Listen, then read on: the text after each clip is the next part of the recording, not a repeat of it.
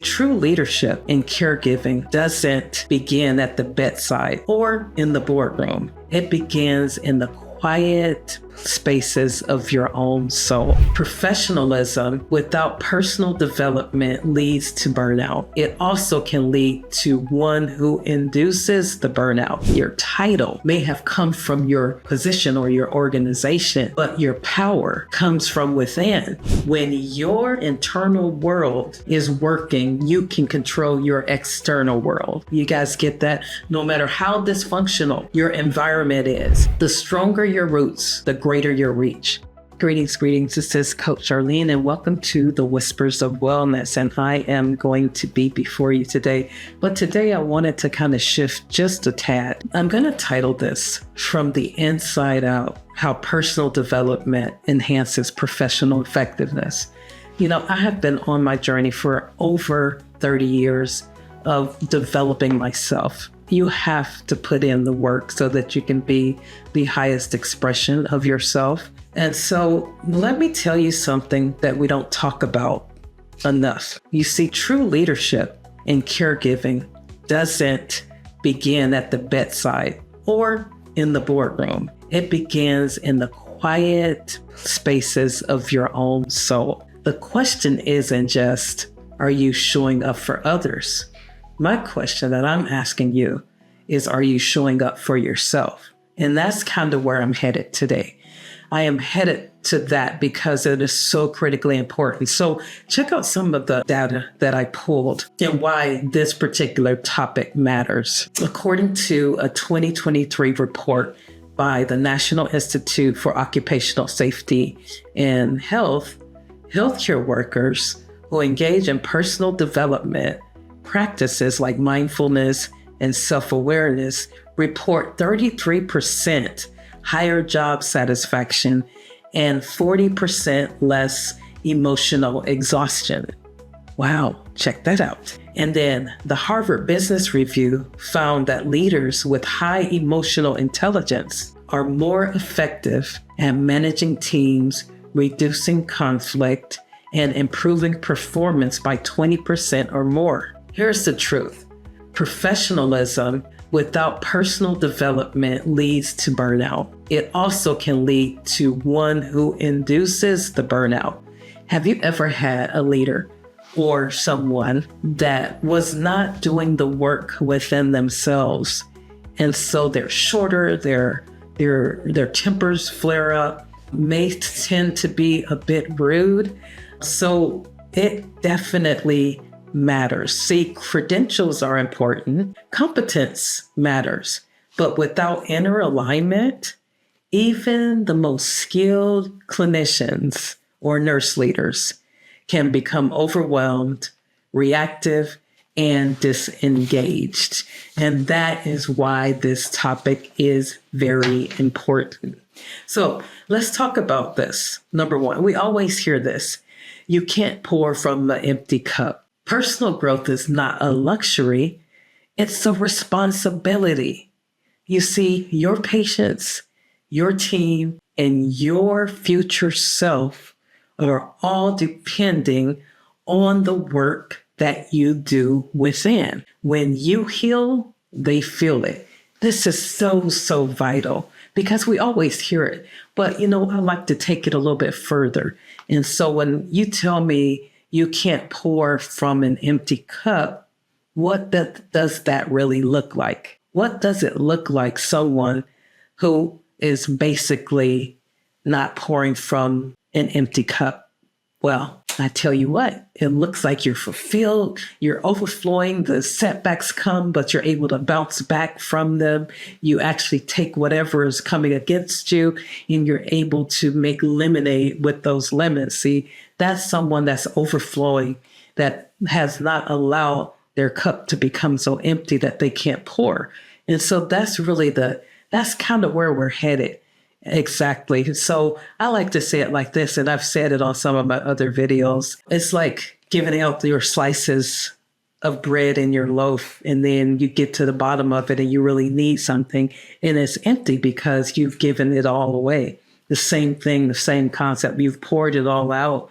And now when it comes to you, needing some tools and resources, you're empty. You don't have the energy. You don't have the wherewithal. You're just extremely exhausted. And so you just lay there because you're quite empty. And so that's why this is important. You see, also, personal growth fuels professionalism. True professionalism isn't just about appearance or performance. It's about integrity. It's about your self-awareness. It's about emotional regulation. And it's about being clear. These are inner muscles that must be developed over time. And so let's go into a few of those. Integrity. That speaks for itself. Your integrity should speak for you. Like if I ever am somewhere, and I'm sure that I've had situations where someone would say, oh, well, Charlene said that. And it was totally not true. It doesn't even line up with my character. It doesn't line up with my brand. And so integrity is everything. And so I'm not going to really dip into that because we know what integrity is. Are you true to your word? Do you keep your word? Do you keep your word with yourself? And I have to give myself a spanking on that one because, when it comes to working out, going to the gym, I can be true to myself, but sometimes I get a little lazy and I don't feel like going, and so I don't go. But that's not really being true to myself when I've made a commitment to work out at 5 days a week. You see what I'm saying? So I want you to see what I'm saying. Self-awareness, this is a big one. There are so many leaders that I've ran into that they are not self-aware. And not only leaders, I'm talking about employees, people in general, totally not self-aware.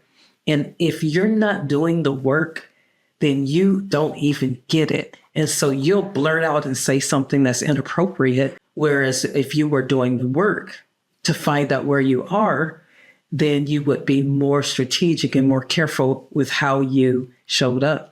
It is so important for you to be self-aware because we work in a big pool of different cultures and nationalities and things like that.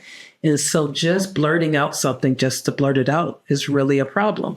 I remember when we were going through the crisis in 2020 with, the murder of George Floyd and all of that, there were so many people saying so many things. They just were blurting out things without being sensitive to the audience that they were around. So it's really important for us to be self-aware. If there's something that I know is going to cause you to be triggered, then I'm not going to literally just blurt it out and try to say it. Now, if I've created a space where we can share another person's story within it, that's different because now I created some safety there. But just to blurt out stuff for blurting out stuff's sake, that is not self-aware. This is someone that everybody else can see that they're having issues and that they're short-tempered and that they're mean and that they're rude, but themselves. And so you want to make sure that you're doing the work on yourself so that you can be more self-aware. Take some of those tests like the implicit bias test. There's other tests that you can take as well just to see how you're doing. And another nugget that I would actually ask you to do, ask 5 different people if they had to describe you, how would they describe you? And so that would be, I'm talking about the people that's not going to just say something to pacify you, those that really care about you. Because remember, I love the word love, or the definition that Coach Al Hollingsworth, he's our spiritual midwife, he shared with us. And love is contending with another person for their highest good in every situation until it becomes a manifestation. So if I love you, then I'm not going to leave you the way that I found you. In other words, if you have a bad attitude and I love you, I'm not going to keep allowing you to have that bad attitude. I'm going to at least say, I love you enough to let you know what, you really shouldn't have said that. That was really a negative attitude that you had toward A, B, and C. So that's true love. It's contending. It's the fighting force of helping someone to become better. And so you don't want to be in a space where you are unaware of what you're doing and what your behavior is causing. So very important for us to be self-aware. And emotional regulation, oh my gosh, that is such a big part. I like to say mastering your emotions, because these emotions, that's the first thing that happens when an insult comes, when a challenge comes, we emotional react. That really is a part of our physiology. And so your task when you do the work is for you to have the insult, have whatever it is that happens. Yes, it happened to you. And then you take the time to process it before you start like flying off the handle. Emotional regulation, and love heart math in particular. Heart math teaches you in the moment breathing techniques that you can help to offset some of the drain that you're experiencing from a situation. And so that is one of the wonderful, you got to check it out, heartmath.org. But I use that all the time, and it really just helps you to recenter yourself. And even in the midst of the challenge, like there's practice called the inner ease on the go. And so it's like you're still challenged. It's like the challenges are all around you, but you're cruising through the challenge. It's kind of like dodging, the bullets that are coming toward you, so to speak, because you've built yourself up. You've done the work within so that you can handle the situations that are before you. And then the other one is clarity. We know that nothing happens without clarity. I love how Brian Tracy, he talks about how if you don't have clarity, you really have nothing. If I told you hey, I'll meet you in San Francisco, and that's all I told you, then you're not going to find me. You need clarity. Well, I know today we have so many different things that can monitor where we are on our phone, but I'm just saying in general, if I never knew you and I said, hey, could you meet me in San Francisco without, the navigation, you wouldn't be able to find me. And so clarity is so important in everything that we do. I also have to be clear about the work that I'm doing on myself. See, my whole goal, what is your goal for yourself? What type of person do you want to be? How do you want to show up? I'm talking about those kind of goals too, because if you don't have a goal, then you'll just drift through life. You'll just be however life decides to treat you. So it's about taking control of your life and you being the captain of your ship. And so the third point that I wanted to make was from reactive to responsive. When we neglect ourselves, we leave from a place of depletion. But when we invest in self-reflection, coaching, and inner healing, we begin to lead from the place of centeredness. That shift changes how we respond to chaos, how you handle conflict, and how you inspire others. I absolutely love this because with self-work, I have learned how to not only respond, but strategically respond. Because most of us, when you get upset about something, you have an emotional reaction. Most of us are going to say somebody hits you or something like that. You're going to immediately get angry. So there's regular emotions that happen, but there is a place where you can get where you're still going to, have that initial reaction. But it's what you do after the initial reaction. Are you going to keep spiraling up?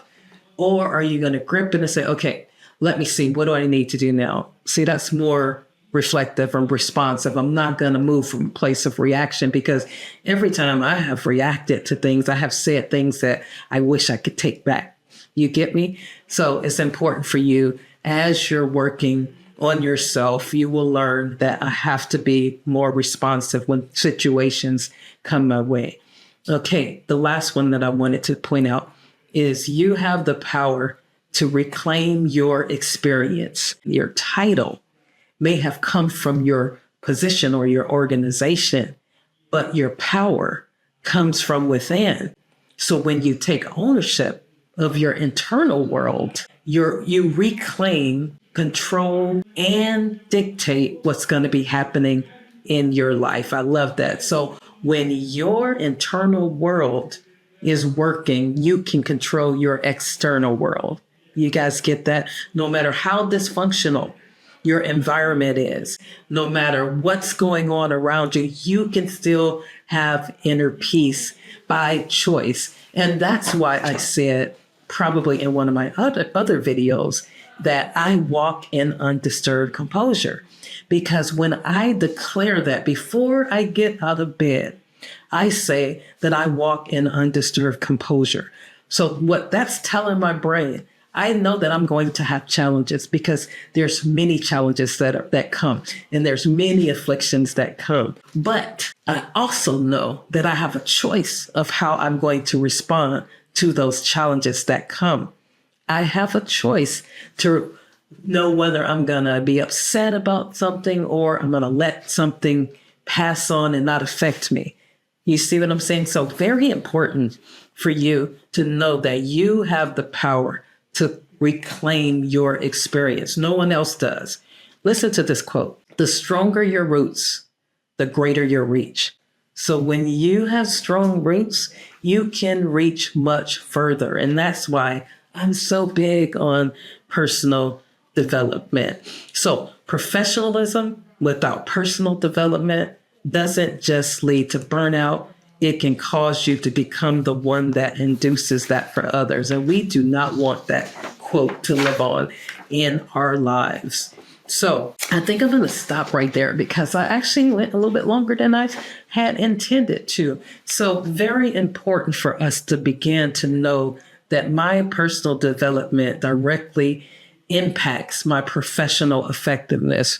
When I'm doing the work on the outside of work, then I am preparing myself to be the highest expression of myself when I'm in the system or in the organization that I'm working for. See, this is an inside out job. This is about you being the best you that you can be. And yes, over the years, we've collected different traumas and challenges and things like that. So it's really up to us to take a hold of it and say, no, I'm not going to allow this to have me act this way. I'm going to choose to love. I'm going to choose to move beyond this. I'm going to choose to cause myself to be the best and the highest expression of myself. We have a choice because remember, this well-being starts from the inside out. So thank you for watching, and I look forward to seeing you next time.